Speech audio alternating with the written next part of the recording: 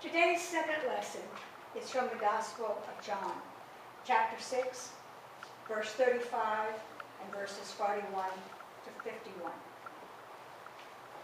Then Jesus declared, "I am the bread of life. Whoever comes to me will never go hungry. Whoever believes in me will never be thirsty." At this, the Jews there began to grumble about him, because he said, "I am the bread that came down from heaven." They said, "Is this not Jesus, the son of Joseph, whose father and mother we know? How can he now say, 'I came down from heaven'?" "Stop grumbling among yourselves," Jesus answered. "No one can come to me unless the Father who sent me draws them, and I will raise them up at the last day. It is written in the prophets, they will all be taught by God. Everyone who has heard the Father and learned from him comes to me. No one has seen the Father except the one who is from God. Only he has seen the Father. Very truly I tell you, the one who believes has eternal life. I am the bread of life. Your ancestors ate the manna in the wilderness, yet they died. But here is the bread that comes down from heaven, which anyone may eat and not die. I am the living bread that came down from heaven. Whoever eats this bread will live forever. This bread is my flesh, which I will give you for the life of the world."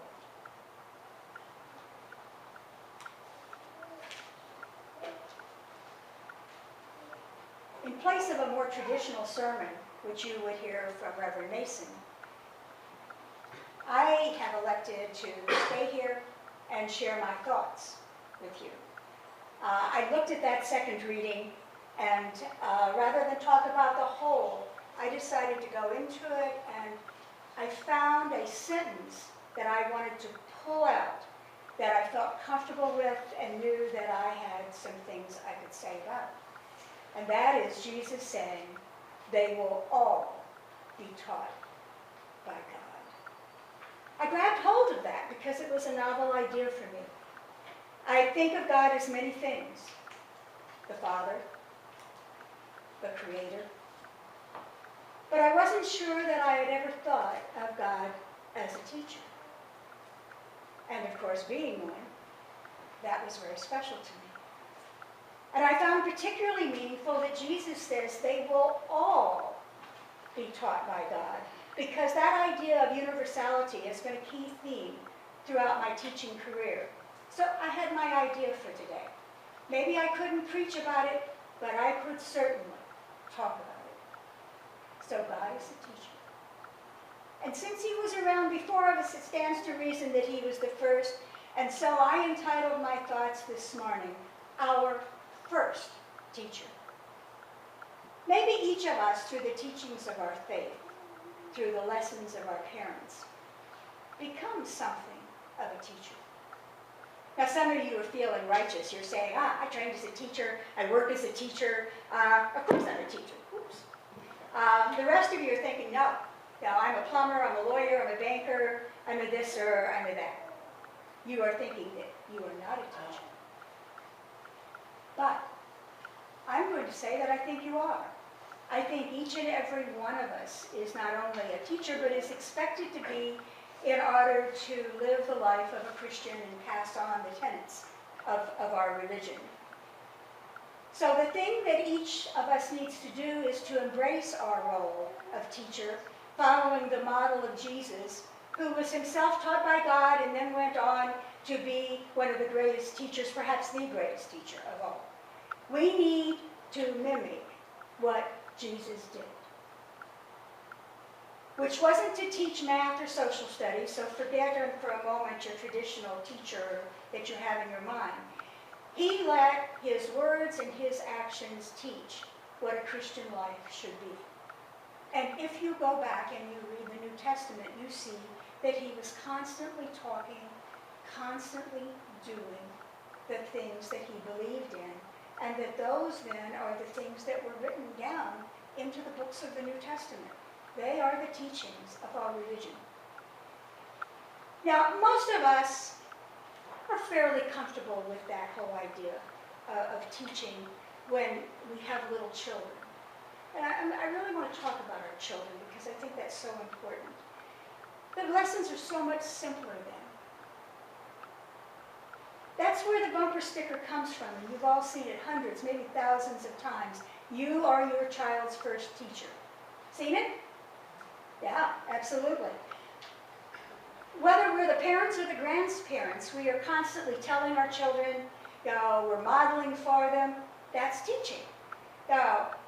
Just this week, I have been trying to teach my 12-and-a-half-month-old grandson, Marshall, to say up. Now, some of you have done the same thing, right? He stands there, he puts his hands up in the air and grunts. All right? He goes, and I patiently and hopefully say, up, up, you've been there. Many of you have really done that. Probably every one of you at some point has done something like that. I say it over and over again. He will learn that word because I persevere. Because I say it over and over and over to him. I am consistent. In other words, every time he does the I say up. And I am so patient. It's a winning combination. And it works very well.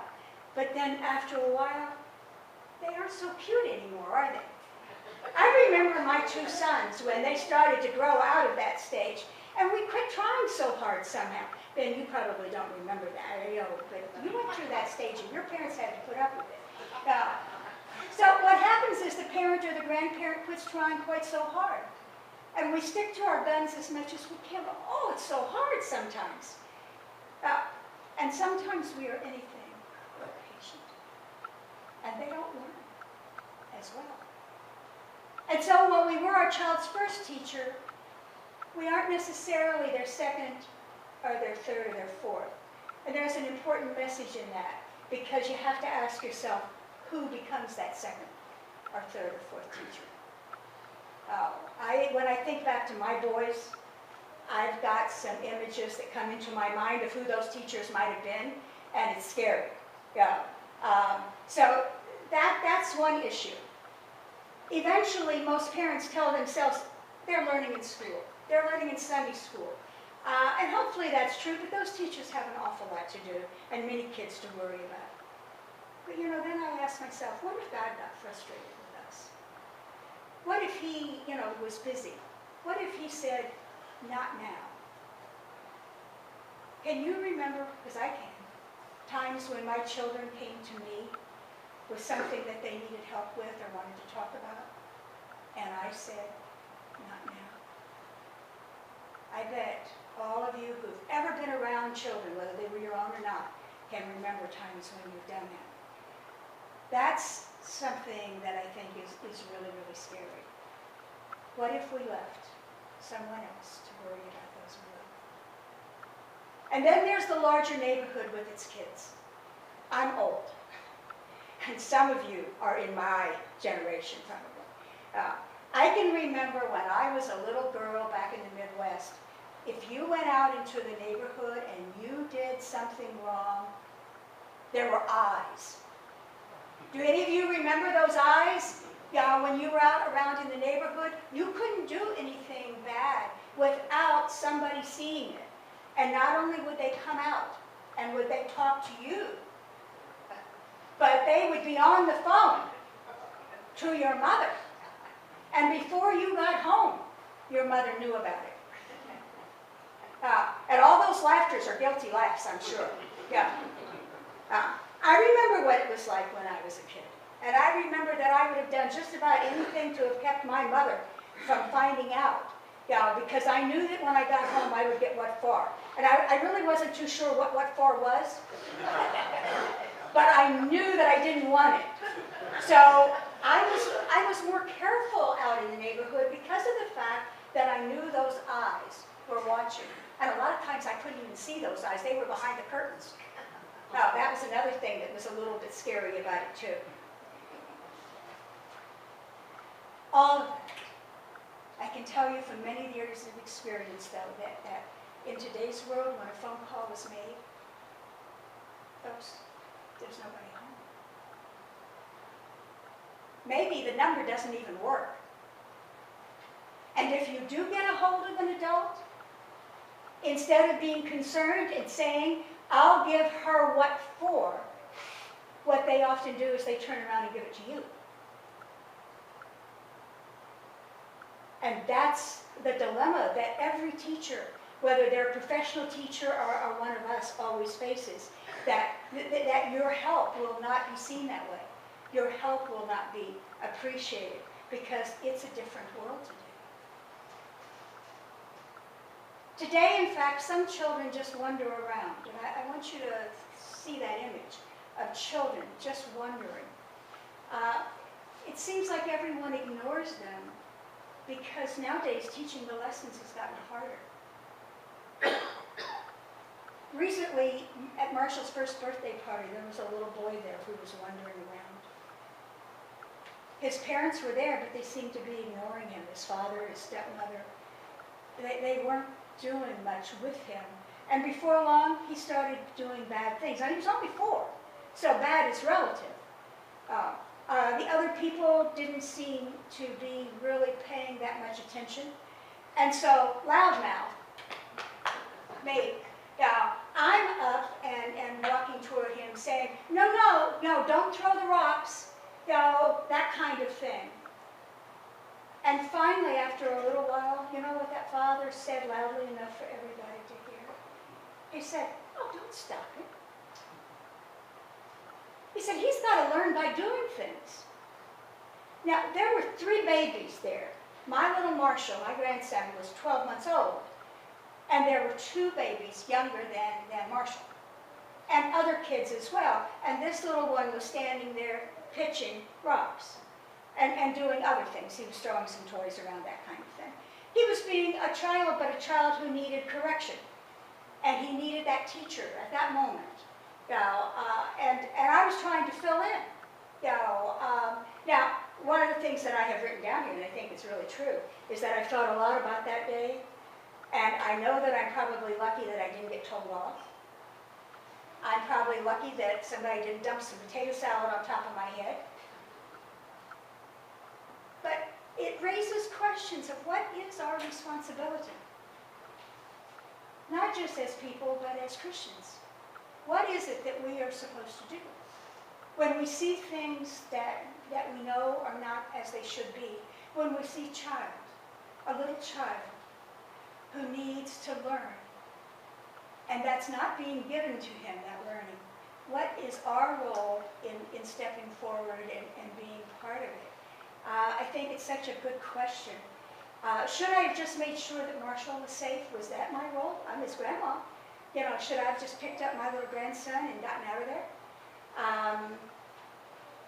When I was teaching, it was clear in the classroom. I knew what was expected of me, and I knew what I could do. It was very comfortable, if you will. But in life, what is our responsibility?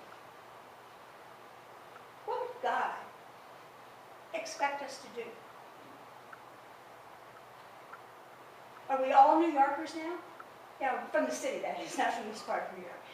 Are we all like the people down in New York City who can just be oblivious of everything that's going on around them? We've all seen that, right? You go down to the city and you're walking down the sidewalk and nobody sees anything. If there's a homeless person or somebody in distress, everybody just, right? They walk around. God taught them all. What kind of teachers are we? God's blessings be on my most humble thoughts right